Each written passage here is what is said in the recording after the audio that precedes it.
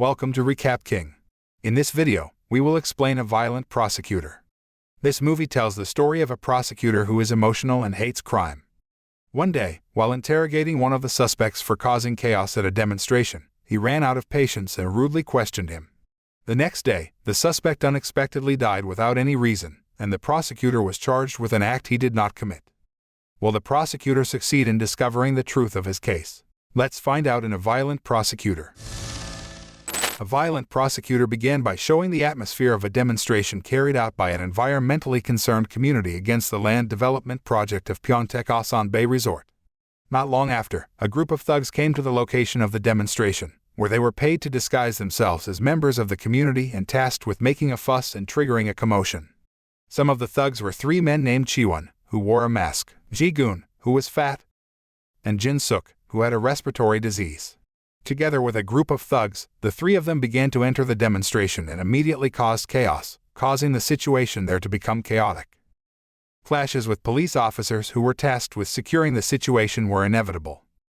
In the chaos, Jin-seok accidentally beats one of the policemen until he falls unconscious, making the situation even more heated.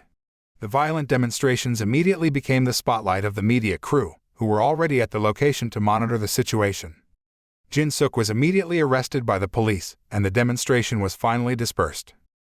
Moments after the incident, a man named Jae-wook, a prosecutor, is interrogating Hyun-seok, who is suspected of having paid the thugs to disrupt protests by the environmental care community, causing fierce clashes with the police. However, Hyun-seok denies his involvement in the riot, even though Jae-wook interrogates him very firmly. He doesn't hesitate to use violence. The scene then switches to showing an assistant of the prosecutor general, Jong-gil, who gets a call from a high-ranking official who asks him to immediately deal with problems at the Pyeongtaek Bay project development site, not to interfere with the ongoing development process. While eating together, Jong-gil scolds Jae-wook for frequently using violence during the interrogation and violating the established procedures. Jong-gil then asks him not to investigate the beating case by Jin-seok and forbids him from interrogating Jin-seok. However, Jae-wook insists on investigating the case because he realizes something was wrong and insists on finding the mastermind who hired the thugs to disrupt the demonstration.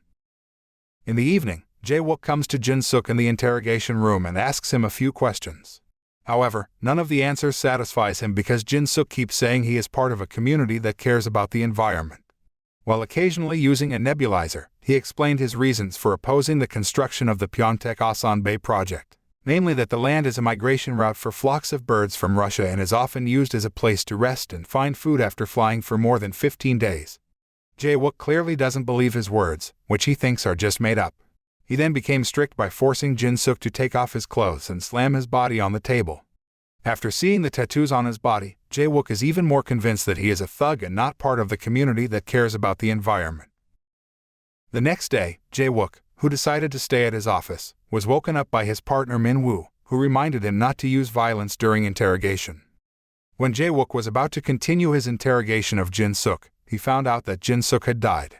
Jae-wook was immediately named a suspect for his death because he was the only person who saw him that night and was considered to have abused him during the interrogation that led to his death. Because his violent actions have tarnished the good name of the Suwon Prosecutors Office, Jong-gil then apologized in front of the public and the media crew to reduce the anger of the people who criticized the violence that occurred within the prosecutor's office. During the trial, all the investigative team's evidence seemed to corner and incriminate Jae-wook. However, he denied the accusations leveled against him by saying that Jin-seok's death was caused by a respiratory disease he was suffering from. This contradicts the statement of Ji-gun, Jin-seok's friend, who noted that Jin-seok is a healthy person and has a strong body and does not have any disease. Because all the evidence indicates Jae-wook as the criminal, he is prosecuted and gets 15 years in prison. Elsewhere, Jong-gil is driving along the river, then stops and throws a nebulizer into the river. It has not been confirmed who owns the nebulizer, but the nebulizer probably belongs to Jin-seok. Arriving at the prison, Jae-wook immediately confronted the inmates he had thrown into prison. As time goes by, Jae-wook is often the target of bullying by prisoners who want revenge on him for being sent to prison. One day, he finds out that his former superior, Jong-gil, has resigned from the procuratorate and is about to propose for mayor through a television news broadcast. Jae-wook then remembers that before the trial, Jong-gil had come to him and told him to admit his mistake and promised to help him. What happens is the contrary. Jong-gil turns out to be betraying him, and he gets no help at all and is instead sentenced to 15 years in prison. Jae-wook lived his days in a prison full of pressure and torture from his bullies, until one day, his life slightly changed after helping a deputy warden involved in a civil law problem in the property sector. Having decades in the law world and experience as a prosecutor, Jae-wook can easily help the warden solve his problems, gaining him a special position in prison. He helps out both the officers and prisoners in jail through his legal knowledge and experiences.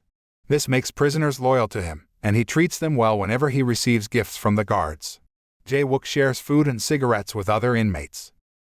5 years later, Chi-won, one of the thugs who took part in the Pyeongtaek-Asan Bay project demonstration, is sent to the same prison as Jae-wook for a fraud case because Chi-won is a swindler.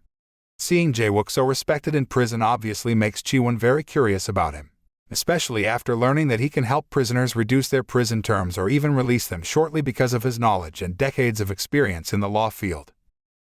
While the prisoners smoke the cigarettes that Jae-wook gave them in the dining hall, Chi-won, sitting with his friends, watches a program on television broadcasting about bird migration. He then tells his friends about a flock of birds migrating from Russia and stopping at a certain location after flying for 15 days. Jae-wook, who heard Chi-won's words, suddenly felt very surprised because Chi-won's words just now were exactly what Jin-seok said when he interrogated him a few years ago. He then approached Chi-won and questioned the man in a fierce tone. He is very sure that Chi-won has a relationship with Jin-seok. However, Chi-won is unwilling to explain anything to Jae-wook and then just leaves him without a single word.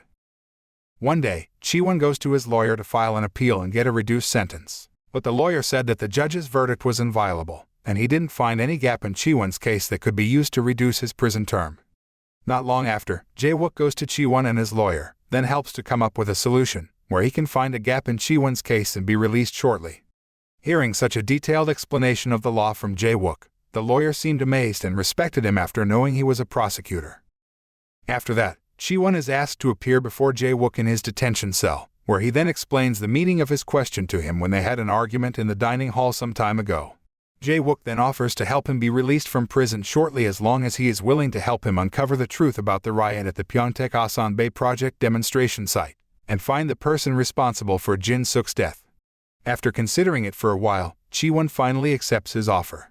He then tells the beginning of his meeting with Jin-seok, at which time they were both unemployed and offered jobs with quite tempting wages. They then learned a brief study on bird migration and were eventually deployed to the protest site to cause chaos. Chi-won says that they are paid to carry out provocations to tarnish the community's reputation, who care about the environment, and that what they stand for is difficult to get support from other parties. He then tells Jae-wook that the person who recruited them was a man named Hyun-seok. Shortly afterward, Jae-wook immediately made a plan and prepared him to face the people who had brought him down and killed Jin-seok just to protect their own interests. Jae-wook trains him to carry out his plan outside of prison and prepares a counterattack on those who trap him. Jae-wook can easily help him file an appeal and help his freedom at the start of their plan. After that, Chi-won then goes to Ji-gun and gets him drunk to find information about Jin-seok and his respiratory illness. Under the influence of alcohol, Ji-gun finally reveals the shocking fact to Chi-won that Hyun-seok had paid him to give a false statement at Jae-wook's trial by saying Jin-seok is a healthy man and does not have any disease. Without him knowing, Chi-won recorded their conversation earlier and immediately sent the tape evidence to Jae-wook in prison. After getting the recording, Jae-wook rushed to complete all the files he needed to appeal to the judge, until finally, the files, along with the evidence of Ji-gun's voice recording claiming that he had lied in court, were sent to court for further processing. However, Hyun-seok immediately noticed this, who immediately reported it to Jong-gil. It turned out that they had conspired in the violent demonstrations carried out by the environmental care community. Not only that, Jong-gil was the one who caused Jin-seok's death, where the man forcibly took his nebulizer and let him die, then made Jae-wook a suspect to protect his own interests as well as the interests of other influential people over it. Knowing that Ji-gun had leaked this important information, Hyun-seok caught him and beat him.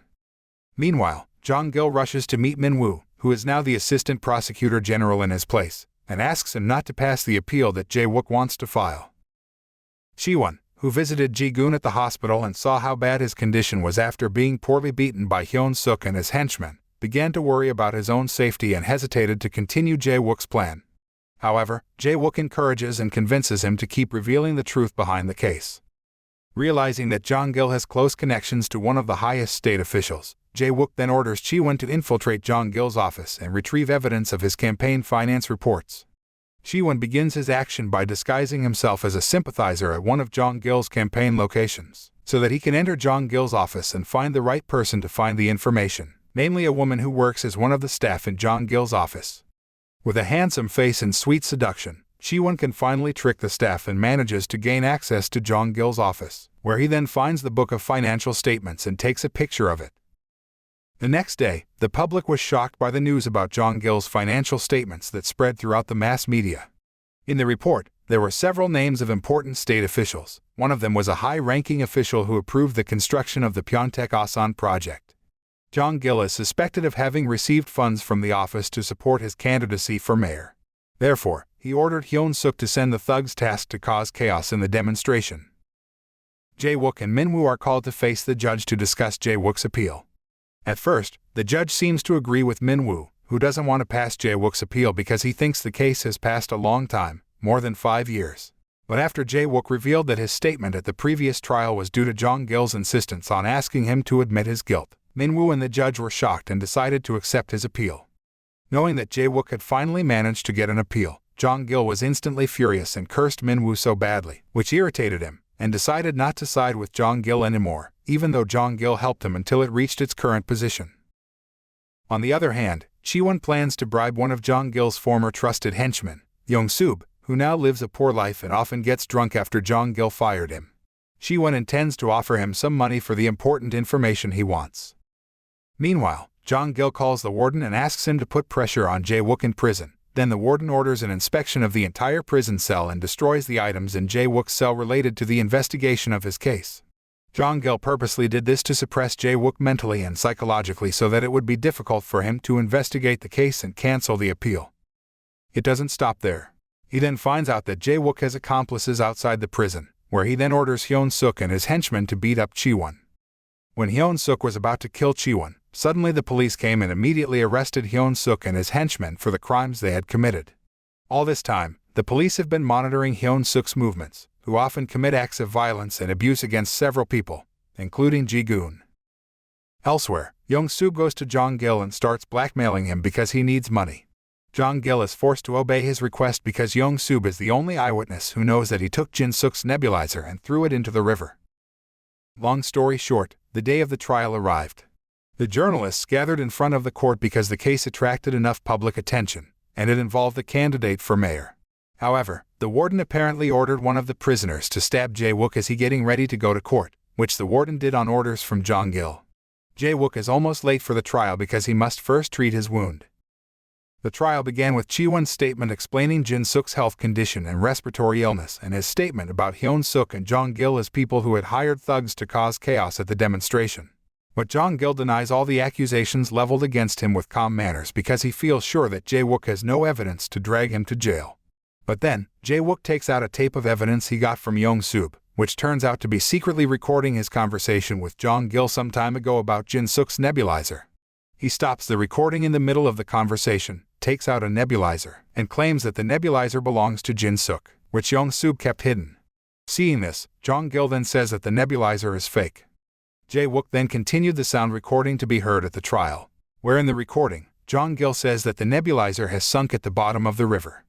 Because of the recording and his own statement, Jong-gil is found guilty of Jin-seok's death and other crimes, and Jae-wook is finally free of all charges. The movie's ending shows Jae-wook coming out of prison and being greeted by Ji-won, waiting for him outside. The moral that can be learned from this film is, never to be greedy, let alone persecute others, and have the heart to take the lives of others for personal interest, because in the end, greed will only fall us into the depth of sin and misery.